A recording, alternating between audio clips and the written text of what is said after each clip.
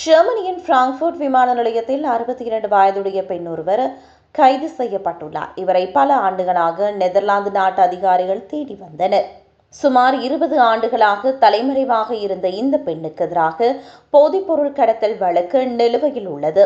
இவருக்கு இன்னும் 1782 நாட்கள் சிறை தண்டனை மீதமாக உள்ளது.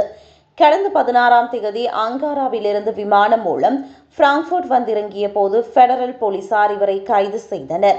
நெதர்லாந்து நாட்டு அதிகாரிகள் இவருக்கு எதிராக சர்வதேச பிடியாணை பிறப்பித்திருந்தனர்.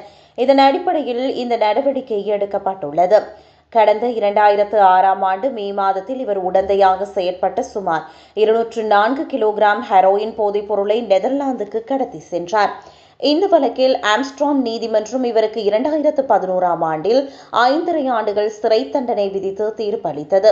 எனினும் தன் மீதான தண்டனையின் பெரும்பகுதியை அவர் இன்னும் அனுபவிக்கவில்லை. கைதுக்கு பின்னர் உள்ளூர் நீதிமன்றத்தின் முன்பு இவர் ஆஜர்படுத்தப்பட்டார்.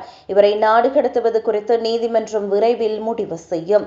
இந்த சர்வதேச பிடியாணையை முழுமையாக ஆய்வு செய்து நெதர்லாந்துக்கு அவரை நாடு கடத்துவதற்கான சட்டப்பூர்வ நடவடிக்கைகள் முன்னெடுக்கப்படும் என்று போலீசார் குறிப்பிட்டனர்.